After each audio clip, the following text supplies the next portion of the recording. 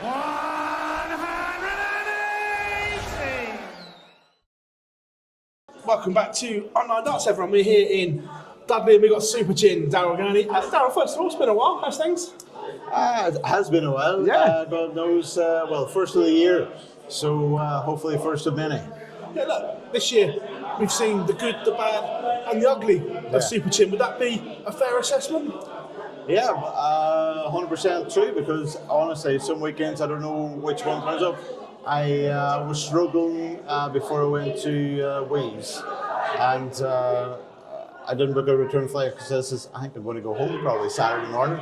And all of a sudden then I started playing well, and then that was great. Played well all through the weekend, all through the games, and then it came the Pro Tours in Leicester, and then I don't know. Honestly, I don't know. It's like I'm thrown with the wrong arm.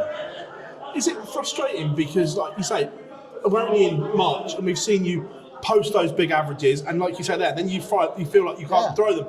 What can you do to turn this around? Because obviously we can see the game is still there. Yeah. It's not like I'm starting going like fives, big ones, big fives. I just seem to go from hitting 180s, 140s constantly, and then all of a sudden I'm on the wire, then top and bottom wire, and I'm hitting 60s. And whenever you've broke somebody's throw, and then you feel like, just a couple of 140s, a nice ton, try and do a 15-yarder, hold through and move on to the next leg, keep the other player under pressure. But all of a sudden, I just seem to hit wide deflections, 60s, and whenever I'm telling you this, it's like kind of thing that's in my head because I'm nearly expecting it to happen. But I'm trying to just forget about it and just take every game as it comes now. A couple of times on the Euro Tour, we've seen Angle Daryl come out and play. We've seen the snarls and whatever. And look, I know we've laughed and joked about this for years, but whenever we see that version of you, it's a better version on the board. I used to be, I really was. I could get into the zone where I could get angry and I could beat anybody.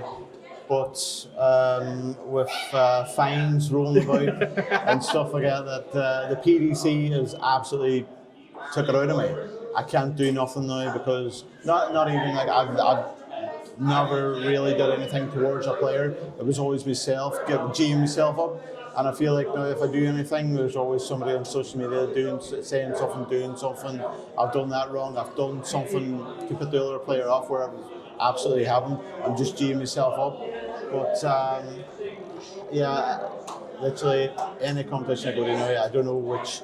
I feel as good as I am whenever I'm averaging 106. I feel as good as I am whenever I'm averaging 96, 86. But it just depends which one turns up. It's interesting what you say there about obviously the DRA fines and whatever. Do you feel that they have not just you, but the general character in darts itself? Do you think that's been just stifled and knocked out of everyone? Well, I mean, everybody knows me as I'm an aggressive player, but towards myself, whereas I G myself. And I feel like if I do anything, I'm walking on eggshells, and I can't go through the same process as I used to be very angry with myself, and that kept me really focused, really intense, and kept me on my game. And I feel like if I do like something that's just a slight bit over the line, that they're going to come looking for me and give me a fine, to be honest.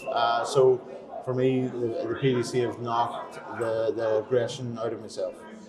It's interesting because you're not the only one that say that about characters and so on. I go back to that Premier League night in Sheffield. I remember it well. You and Gezi. I know the picture's been blown up all over the place, but you two again used to be fiery at yourselves, and that day you were fiery at each other. But that's what we expect from obviously you and Gezi. Gezi's just started doing it again.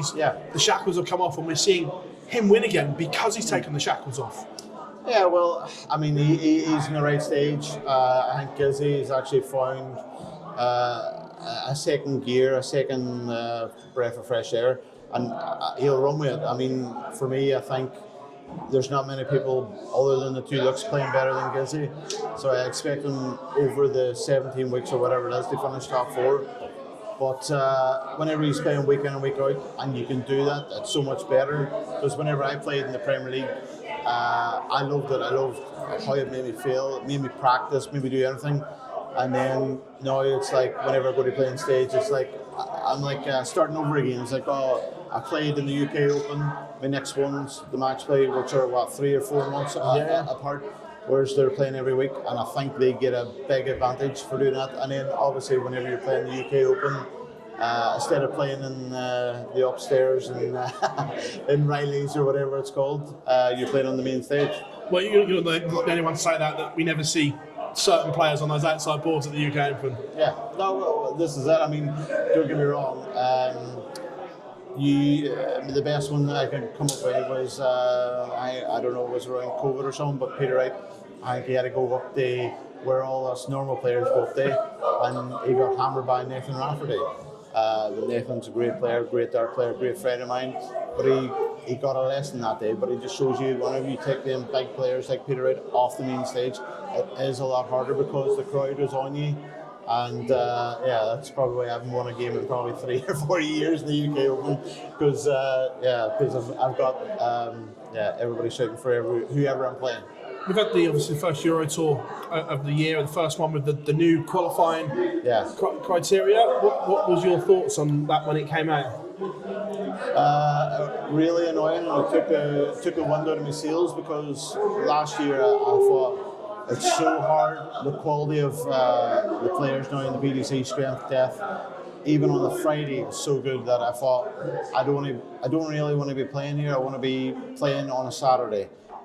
So I tried my damnedest, and I got pushed myself into the top 16, and I think I got the other 14 or 15. So if the rule was like last year, I'd be playing on a Saturday for I don't know how many tournaments, but for say the first 6, let's just say, and I'd be happy with that. But then with them changing the rule, put me back to a Friday, so it made me feel like all the hard effort and hard work I put into improving on the Pro Tour was just a waste. And at the start of the season, took the wind out of my sails.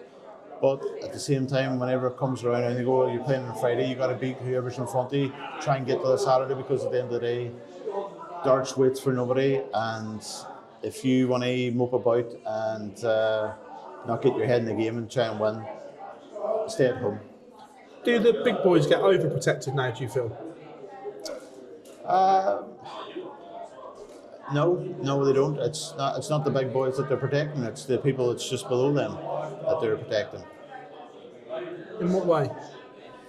Well, we all know that last year who they were protecting, and this year we know who they're protecting again, because what they're defending, and people that probably would be playing on not even on a Friday, they would have to go to a qualifier to qualify for a Friday, or all of a sudden now, because the rule changed, they're playing on a Saturday randomly, and people struggling to play in a Pro Tour with their great on stage, don't get me wrong, but they're struggling. They would struggle to qualify, but the way the rules change now, then people don't even have to go to a qualifier.